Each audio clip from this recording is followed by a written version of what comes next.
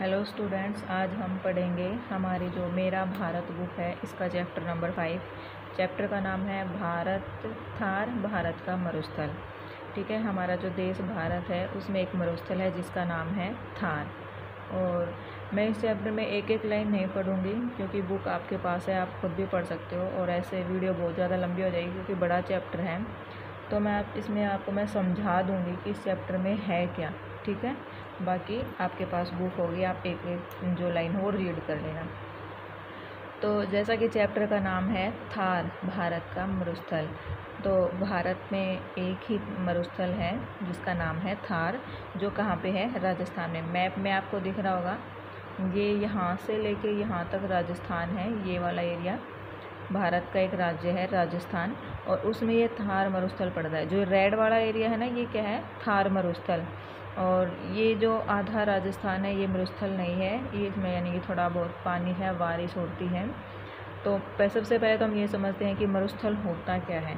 तो मरुस्थल वो जगह होती है जहाँ पर बहुत कम बारिश होती है, पानी की कमी होती है, चारों तरफ रेत ही रेत, कोई हरियाली नहीं, हर तरफ सूखा ही सूखा, उसको हम क्या बोलते हैं? मरुस्थल। ठीक है, यहाँ पर इसका लिखा हुआ भी है। मतलब थार मरुस्थल का नाम सिंध प्रदेश में थार पारकर नामक जिले के नाम पर पड़ा है। थार का अर्थ होता है मरुस्थल और पारकर का अर्थ होता है दूसरी ओर, यानी कि मरुस्थल को पार करके दूसरी ओर जाते हैं। ठीक है, तो सबसे पहला क्वेश्चन तो यही है कि जो भारत का मरुस्थल का नाम बताओ, तो वो है थार। और यह जो थार मरुस्थल है ये भारत के कौन से राज्य में है?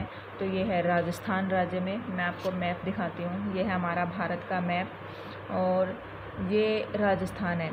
ये पूरा राजस्थान का एरिया है और इसमें इतना हिस्सा है वो सूखा है जिसको हम थार मरुस्थल बोलते हैं। और ये जो वाला एरिया है इसमें थोड़ा सा पानी है, यानी इतना सूखा नहीं है। ठीक है, इसका भी एक रीज़न है कि यहाँ इतना सूखा क्यों है और यहाँ इतना कम क्यों है, तो मैं आगे बताऊँगी। तो ठीक है, जो रेड वाला एरिया ये क्या है? मरुस्थल। तो मरुस्थल आपको समझ में आ गया। मरुस्थल ऐसी जगह है जहाँ पर पानी बहुत कम होता है। ठीक है, जो सूखा इलाका होता है, बहुत कम पेड़ पौधे होते हैं, बहुत कम जनसंख्या रहती है वहाँ पे। तो दूसरा क्वेश्चन ये बनता है कि भारत में कहाँ पर है? राजस्थान में। भारत के उत्तर पश्चिमी जगह पे। मैप में ऊपर वाला हिस्सा कौन सा होता है? उत्तर, नीचे वाला दक्षिण, ये है पूर्व और ये है पश्चिम। तो उत्तर पश्चिम वाला इलाका में हमारे भारत की क्या है? थार मरुस्थल। यहाँ पूरे साल बहुत कम वर्षा होती है, 25 सेंटीमीटर से भी कम। ठीक है, बहुत कम, ना के बराबर वर्षा होती है, इसलिए सूखा पड़ा है इलाका।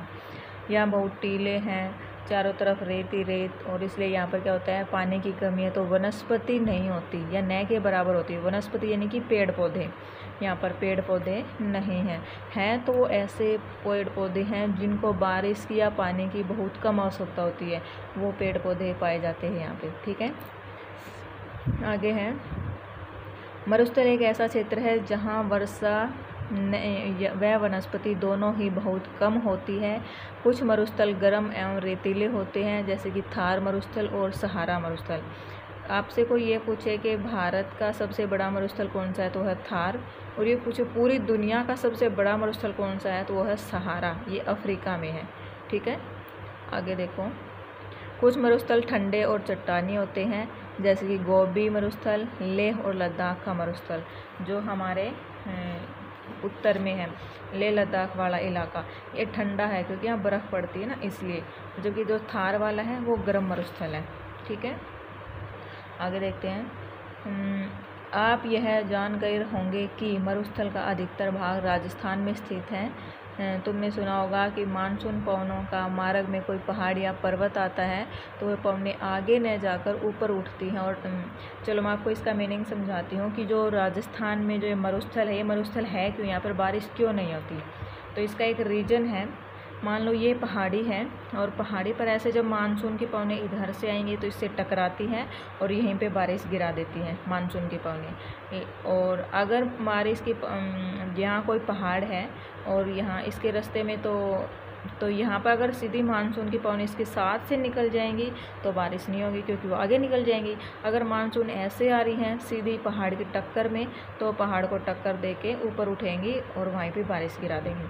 तो ऐसा ही राजस्थान में है। राजस्थान में एक पहाड़ है अरावली पर्वत, ऐसे है वो, ऐसे। और मानसून की पवनें यहाँ केरल से उठती हैं, दक्षिणी भाग से, यहाँ से मानसून निकलती हैं और यहाँ से जो ऐसे पहाड़ी है जो अरावली पर्वत है उसके साथ से ऐसे सीधे आगे निकल जाती हैं, इसलिए ये हिस्सा है जो सूखा रह जाता है। इस साइड थोड़ी बारिश होती है, ये सूखा रह जाता है।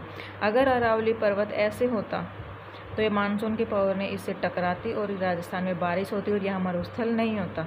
ठीक है, तो ये एक रीज़न है कि यहाँ पर मरुस्थल क्यों है, क्योंकि यहाँ पर बारिश मानसून को रोकने के लिए कोई पहाड़ ही नहीं है। पहाड़ है वो बिल्कुल समानांतर है। अगर ये अरावली पहाड़ ऐसे होता तो राजस्थान में खूब बारिश होती। ठीक है, आगे देखो। वे पवनें जो ऋतुओं के अनुसार अपनी दिशा बदल लेती हैं मानसून पवनें कहलाती हैं, यानी कि जो ऐसी हवाएं जो अपनी दिशाएं बदल लेती हैं, ठीक है, मौसम के अनुसार जो अपनी जो स्थिति है, जो वेग है वो बदलती रहती है, उन्हें क्या कहते हैं, मानसून पवनें कहते हैं। आगे देखो, राजस्थान में क्या होता है, दिन बहुत ज़्यादा गर्म होते हैं, रातें बहुत ज़्यादा ठंडी होती हैं, क्योंकि सूर्य की गर्मी के कारण दिन में जो बालू रेत है, जो मिट्टी है, वो बहुत ज़्यादा गर्म हो जाती है। और मिट्टी, जो बालू मिट्टी, उसकी खासियत होती है कि बहुत ज़्यादा जल्दी गर्म होती है और बहुत जल्दी वो ठंडी भी हो जाती है। तो जो राजस्थान में थार मरुस्थल में दिन बहुत गर्म और रातें बहुत ठंडी होती हैं। आगे देखो, इसमें जो गर्मियों के दिनों में जो बहुत गर्म और शुष्क यानी कि सूखी हवाएं चलती हैं उनको क्या कहते हैं, लू। गर्मियों में यहाँ लू चलती हैं। लू तेज़ गति से चलने वाली गर्म और शुष्क यानी कि सूखी हवाएं उनको कहते हैं लू। यह दोपहर से शाम तक कभी कभी और देर रात तक भी चलती रहती हैं। अब आगे देखते हैं हम वनस्पति की मरुस्थल में कौन कौन सी वनस्पति पाई जाती हैं। मरुस्थल यानी कि पानी की कमी है, तो यहाँ पर वही पेड़ पौधे या वही वनस्पति होंगी जिनको पानी की बहुत कम आवश्यकता होगी, जैसे कि झाड़ियाँ, छोटी छोटी झाड़ियाँ, कटीले पेड़, छोटी छोटी घास, कीकर, कैक्टस का पेड़, बबूल, खजूर, ये सब वो पेड़ हैं जिनको पानी की बहुत कम ज़रूरत होती है, इसलिए थार मरुस्थल में ये पेड़ पाए जाते हैं। आप इनके नाम याद कर लो, कीकर, कैक्टस के पेड़, बबूल और खजूर, और कटीली झाड़ियाँ और छोटा घास। ठीक है, आगे देखते हैं। अब है पशुपालन।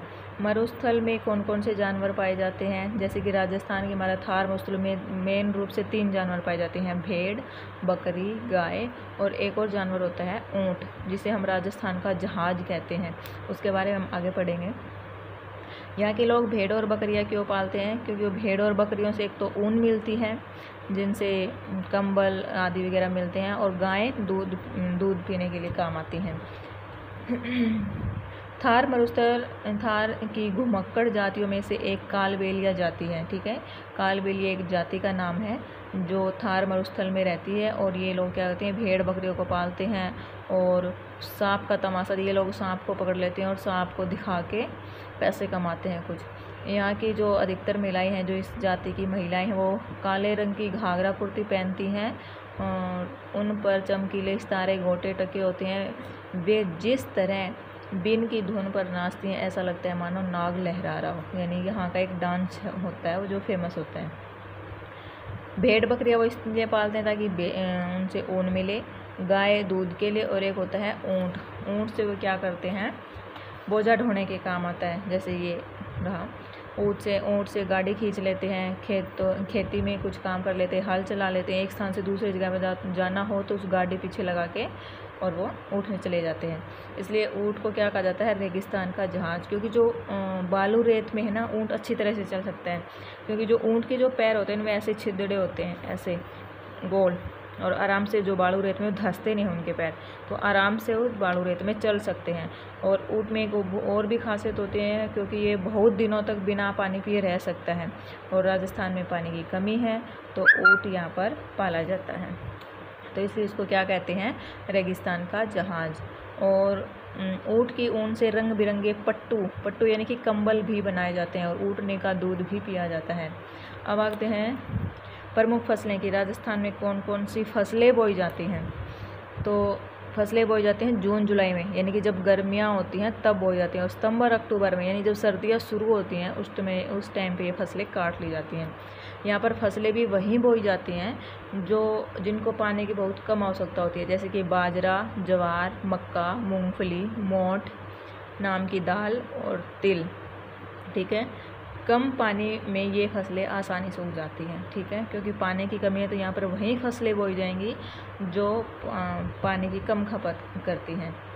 बाजरे, राजस्थानी खाने में बाजरे का मुख्य स्थान है। ये बाजरे की दाल बाटी बनाते हैं, बाजरे की रोटी बनाते हैं, खिचड़ी बनाते हैं, यानी बाजरे का प्रयोग ये अपने खाने में करते हैं। पेड़ों की व झाड़ियों पर लगने वाले फलों को सुखाकर साल भर खाया जाता है। कहीं कहीं मतलब सिंचाई की सुविधा है तो वहाँ पर गेहूँ और सरसों भी उगाई जाती हैं। ठीक है, पानी कहाँ से मिलता है? राजस्थान में पानी कहाँ से मिलता है वो देखते हैं। या तो बारिश के टाइम पे जब थोड़ी बहुत बारिश होती है तो तालाब बना लेते हैं और उसमें तालाब में उस पानी को इकट्ठा करते हैं पूरी छत का, आसपास का, और वो साल भर यूज करते हैं बर्तन धोने में, कपड़े धोने में, नहाने में इत्यादि में। या फिर अगर कहीं पानी है तो बहुत गहरा कुआं खोद के उसका यूज करते हैं। यहाँ पानी कम है तो यहाँ पानी की कीमत बहुत ज़्यादा होती है, यानी कि लोग बचा बचा कर पानी को यूज़ करते हैं। यहाँ का जो पानी उसको दो भागों में बांटा जाता है। पालर पानी जो यानी कि बारिश से मिलता है उसको पालर पानी कहते हैं, और जो ज़मीन के नीचे से कुएँ खोद कर निकाला जाता है उसको वाकर पानी कहते हैं। ठीक है, पानी का सदुपयोग ये लोग बहुत करते हैं, पानी को वेस्ट बिल्कुल भी नहीं करते, क्योंकि यहाँ पानी की पहले ही बहुत ज़्यादा कमी है। इसलिए यहाँ पर एक कहावत भी है, घर में जब साधारण मेहमान आए तो उसको मलाईदार दूध दो, और विशेष मेहमान आए यानी कि कोई ख़ास मेहमान आए तो उसको एक गिलास पानी दो। यानी कि जब ख़ास मेहमान आता है तो उसको पानी पिलाते हैं, क्योंकि वहाँ पर पानी की कमी है ना, इसलिए। और ख़ास मेहमान अगर एक गिलास पानी और मांग ले तो उसको दूसरा गिलास दूध का दो। ठीक है, तो यहाँ यानी कि यहाँ पर दूध से ज़्यादा पानी की कीमत है। आगे देखो, यानी कि जैसलमेर यानी कि जो राजस्थान का एक इलाका है उसमें बोलते हैं कि जैसलमेर में आज भी लोग लकड़ी की चौकी पर बैठकर नहाते हैं, और उसके नीचे एक बर्तन रहता है। नहाने से गिरा पानी उसमें जमा होता है जो जानवरों के काम आ जाते हैं। पहले उससे कोई इंसान नहा लेगा, कोई भी आदमी, और फिर उससे किसी पशु को नहला देंगे, यानी कि डबल यूज करते हैं पानी का। आगे देखो, 1980 के दशक में राजस्थान नहर बनने से यहाँ के लोगों को पीने व सिंचाई का जल आसानी से उपलब्ध होने लगा। यानी कि 1980 में गवर्नमेंट ने यहाँ पर एक नहर बनवाई ताकि यहाँ के लोगों को पानी की परेशानी ना हो। इसलिए उसका नहर का नाम क्या है? राजस्थान नहर। यह नहर पंजाब के हरीके बांध से निकाली गई। कहाँ से निकाली गई है? पंजाब राज्य से। पंजाब राज्य ये है, ये पंजाब है और ये राजस्थान है। पंजाब में एक हरीके बांध है, वहाँ से ये नहर निकाल के यहाँ पहुँचाई गई है ताकि यहाँ के लोगों को कुछ पानी मिल सके। अब इसे इंदिरा गांधी नहर कहते हैं। पहले इसका नाम था राजस्थान नहर, अब इसका नाम है इंदिरा गांधी नहर। ठीक है, यह भारत के सबसे बड़े नहर तंत्रों में से एक है, यानी कि भारत की सबसे बड़ी नहर है ये। और जो जहाँ पर ये नहर पहुँची है वहाँ पर गेहूँ की फसल भी की जाने लगी है, क्योंकि गेहूँ की फसल को पानी की ज़्यादा ज़रूरत होती है, इसलिए। आगे अब हम इसके क्वेश्चन आंसर देखते हैं। थार मरुस्थल मुख्यतः किस राज्य में है? इसमें 4 ऑप्शन है, हरियाणा, पंजाब, राजस्थान, गुजरात। तो कौन से राज्य में थार मरुस्थल? राजस्थान में। ये हमारा उत्तर सही है। थार मरुस्थल का मुख्य पशु कौन सा है? ऊँट। राजस्थान नहर भारत के किस राज्य से निकलती है? पंजाब। राजस्थान नहर कहाँ से निकलती है? पंजाब के हरीके बांध से। यह ब्लैंक भरने हैं। थार मरुस्थल राजस्थान में अरावली की पहाड़ियों के पश्चिम में स्थित है। यहाँ पर अरावली पहाड़ी है, उसके पश्चिम में क्या है? थार मरुस्थल है। इंदिरा गांधी नहर पंजाब में हरीके बांध से निकलती है। कहाँ से निकलती है? हरीके बांध से। दोपहर के समय तेज गति से चलने वाली गर्म व शुष्क पवन को लू कहते हैं। ठीक है, राजस्थानी खाने में बाजरे की रोटी का मुख्य स्थान है। किसका ज़्यादा यूज करते हैं? ये बाजरे की रोटी का। आगे ये मैच द कॉलम है, मैच करने हैं। रेगिस्तान का जहाज ऊँट को कहते हैं। रेगिस्तान की वनस्पति कैक्टस, कीकर, बबुल। राजस्थान नहर को इंदिरा गांधी नहर भी कहते हैं। राजस्थान में स्थित पहाड़ियाँ कौन सी हैं? अरावली। ये हैं बड़े क्वेश्चन है कुछ। मरुस्थल किसे कहते हैं? तो मरुस्थल उसे कहते हैं जहाँ पर पानी की बहुत कमी होती है और सूखा इलाका होता है, उसे हम क्या कहते हैं? मरुस्थल। मानसूनी पवनों की दो विशेषताएं बताएं। यानी कि मानसून पवनें क्या होती हैं? बारिश करती हैं और ये समय के साथ दिशा के साथ अपनी दिशाएं बदल लेती हैं। ऊँट को रेगिस्तान का जहाज़ क्यों कहते हैं? क्योंकि एक तो ये पानी बहुत कम पीता है और ये बालू रेत में आसानी से चल सकता है, तो वहाँ के लोगों के लिए बहुत ज़्यादा उपयोगी है, तो इसको क्या कहते हैं? रेगिस्तान का जहाज़। आगे देखो, रेगिस्तान में उगाई जाने वाली कुछ प्रमुख फसलों के नाम लिखिए। कौन कौन सी फसलें? बाजरा, ज्वार और मोठ की दाल। तो ऐसी फसलें बोई जाती हैं जिनको पानी की बहुत कम ज़रूरत होती है। तो ठीक है, ये चैप्टर हो गया आपका कंप्लीट। और अब आप अपनी बुक से इस चैप्टर को पढ़ना और अच्छे से समझना। वीडियो को बार बार देखना जब तक समझ में ना आए। Okay, thank you.